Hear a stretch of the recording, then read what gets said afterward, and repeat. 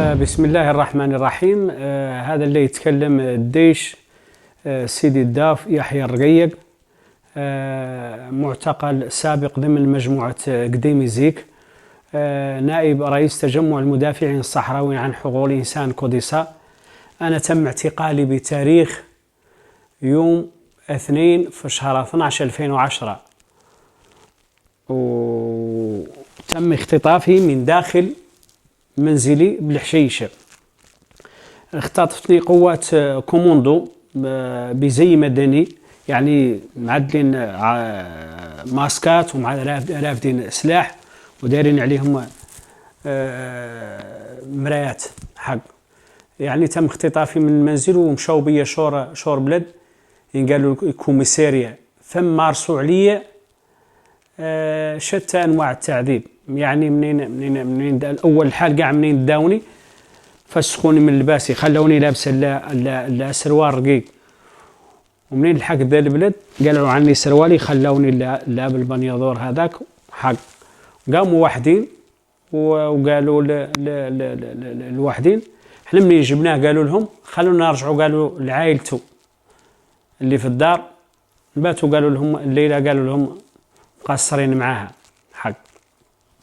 الرغم انها راهي كاع هي انخبطت على العين سابق ذاك حق. منين دخلوا علي انا البيت او تو قعدوني على كرسي، منين قعدوني على كرسي داروا لي مينوط على كرعيه، وداروا لي مينوط كي تاك على يدي مع الكرسي، فسخوا عني ذاك حاشاكم ذاك البنياضور اللي كنت لابس.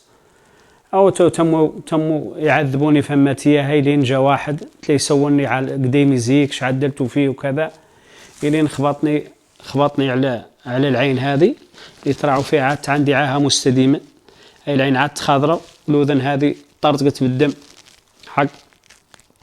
او توف لا لا لا لا, لا تمشي عني مد وتجيني واحده ثانيه كذلك ويمارسوا عليا نفس التعذيب. ياك سمعت؟ الى عقب ذاك جاتني مده ثانيه تحقق معايا، قاموا قضوني تحت عند ذاك الكرسي، قالوا لي منوط، عدلت يدي كيف تاك على التراب وكرعيه، وجاب منهم واحد ماني عارف الاله هذه اللي جاب هي شنو هي. ياك سمعت؟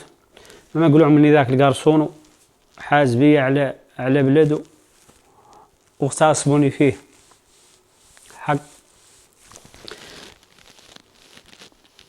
يعني ذيك اللحظه اللي تعرضت انا فيها الاغتصاب، حسيت قبال عن شرفي امتس وكرامتي. ياك سمعتوا؟ وبالتالي ما تليد قاع حسيت بشي ذاك هو. إلينا جاتهم اللي كذلك قعدوني منين نغمي علي، قعدوني نعد شوي لباس، تموا مولي مارس جات مدة ثانية مولي تمارس علي نوع ثاني من التعذيب. من كثرة الحرارة طارس العياط، قام واحد منهم قاعد سلوت اللور شوي وعاد يعشن على الكسيراتور، ذاك دخل لي ذاك الكسيراتور ذيك الوتة، ما تليت قاد نستحمله إلين نغمى عليا. أو بتلي مولانا ذاك حالي، ذاك هو مزروق في صحق في الأرض، عالم بيا لا مولانا. في ذا الحال ده هو حس واحد قاعد القراني صنت له طلصت عليه العياط، يا الشاف حق. قال لي الدور؟ قلت له انا لا دور حاشاك طواليط. قال لي طواليط لا عدل ذاك بلدك فمتيها. وتميت ذيك ليل مولانا كامل انا في حالتي ذيك، الين صبح لي الحال وذني حاس بالدم ماشي منها، ولاني طلصت عليهم العياط باغي نقيس الطب. جاوا بعد رفدوني شور بلاد ثاني، هما اللي رفدوني في وتو. حالتي ذيك ماني صحق، ماني لابس شي والبرد، داروا كرعيم على ظهري كيف تاك، قاسوا بيا بلد. منين قاسوا بيا بلد ثاني ذا هو حس العياط اللي وحس حق. جابوني انا باغي لا الطبيب جابوني للدكتور فمت اياها يخرص الاذن هذه. قال لي خلاص، قال لي ما انت ما عندك شيء، بط من لانكول خوا في اذني، والله ما تقول ليش ما عنك خاوي النار صحق في اذني. هو تو عقب ذاك جابوني مولي دخلوني على واحد فمت اياها، لو انا في ذي الحاله اللي صحق دمي كامل ماشي. وهذا اللي يرد عليكم يشهد الله ما هو صحق نقطة في بحر، ذا الخالق لذي الناس كاملة اللي اعتقلت معايا أنا وخلق لها أطم مني أنا، ما ولا الاغتصاب، قال عوض فارها ياك سمعتوا، وخالق اللي قلت ورقيته، وخالق الناس ارتفدت بصحق من المخيم ونزرقت في الكماين كي حد زارق حشا صحق جيفه ياك سمعتوا. وهذا يعاني لحد ساعة مزال، والناس في المناطق المحتلة من المراقبات اللصيقة ومن التعذيب ومن الإهانة ومن شيء السعد ومن صحق قطع الأرزاق. وبالتالي كي قلت لكم عن خالقة مسألة ثانية، قبضوني منين شافني ذاك الراجل في ذيك الحالة اللي ذيك هي، عيط لاثنين قال لهم تعالوا ادوه غسلوا له حق. جا واحد رفدني من ذي اليد ورفدني الثاني من ذي اليد، واحد ورايا رافد مدفع، قلت له قاع في اخلاقي انا ذا المدفع رافد صحق رقاش خالي وداري والناس طاعي فينا من ذوك الديار اللي الفوق. حاجوا بعد بي على طواليط حاشا وجاكم وعمروا رطله من الحديد من الماء وقلبوه علي المره الثانيه الاولى والثانيه وردوني شعور من ادم هذا الله. اول فم قاموا قايسين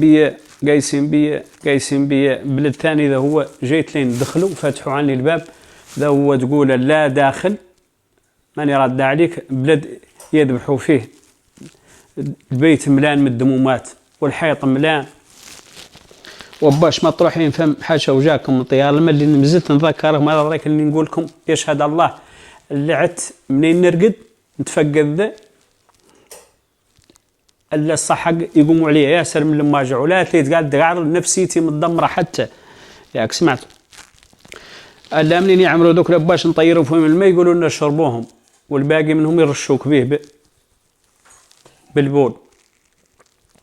تمين عطينا مالي ذاك النهار مالي عند الدرك نقلونا النهار الثاني مالي قاموا قايسين بينا في طياره عسكريه قايسين بينا قنيطره، من قنيطره جابونا الرباط جابونا عند قاضي التحقيق، وانا في ذيك الحاله اللي عالم بها الا الله سبحانه وتعالى. دخلت عليه معدل للمنوط وجبتي هذه مخبوطه والدم ماشي من اذني الله. منين جيت لي نشكي عليه قلت له انا ذا الواقع اللي قال لي انا ما هذا قال لي تقول لي انا قال لي ما عندي به علاقه، انا نسوي لك كانك عدلت ذا والله مع. قلت له انا اخباري ما انا كنت في لجنه الحوار ونتفاوض مع الدوله وكذا حق عجن على بطون وعيط للدرك ذاك قال له اديه. هو منين ادانا جا الدرك هذا قال لي انت تشكي عليه، قام زير علي مولي عصابات هاوك على عيني ودانا ونقلونا من فم وقاعدين بينا السجن. كذلك قلنا احنا قاعد لنا يحكوا السجن ولا يبردوا علينا شوي جلودنا. لو قاعد السجن الطم والشح من الباقي جبرناهم قدامنا. كذلك عدلونا نفس الروايه، فسخونا من لباسنا والبط الشيء ولبسونا لباس ثاني اللي هو لباس السجن، وعدلوا لنا مولي عصابات وخالق طريق فمتيه. انا حاسس الباندا ذيك خطونا اللي على زفت فمتيها وفيه الحجار ذوك الصغيرات لا كي الجريش منين توطى عليه الصحك تقول عنك واطي على عينيك. او تو جابونا دخلونا الغرف كلها عدلوا في غرفه في زنزانه وحده، يعني كل هد داوه البلدو وانا برغم من حالتي ذاك الواقع لي اعطيته اسبوع وحدي مفهم. جابوني الغرفه ثانيه فيها معايل ثانيين معايا مولي حتى هم متعرضين لياسر من التعذيب ياك سمعت، منهم حاله ليوبي منهم حاله الاخوان كاملين وذا متعرضين له المعتقلين ولعائلاتهم. يعني فوتنا قدر 4 أشهر واحنا الشمس ما نشوفوها. تخيل عني في زنزانتي عند منين تطلع عليك الشمس تم تالبها لين تزقنا البيت كامل ياك سمع. والمعاناة معاناة السجن كذلك الزيارة محرومين منها، ما قط العائلات حدنا معاهم زيارة 5 دقائق مشبكة. خلي عنك معاناة التفتيش ومعاناة الصحق اللي جبروا العائلات كاملين. وهذا كامل راني من هون من هذا المنبر الحر رانا نطالب كافة الضمائر الحية والمنظمات الدولية الوازنة. أنا يا أخوتي يوفوا مع هذا الشعب، راي خالية خيمته وراي الناس ضايعة في الأحباس وراي الناس عادت مجوعة وعادت مفقرة ياك سمعتوا. طالبين عند الله يفرج علينا ويجمع شملنا. والسلام عليكم ورحمة الله.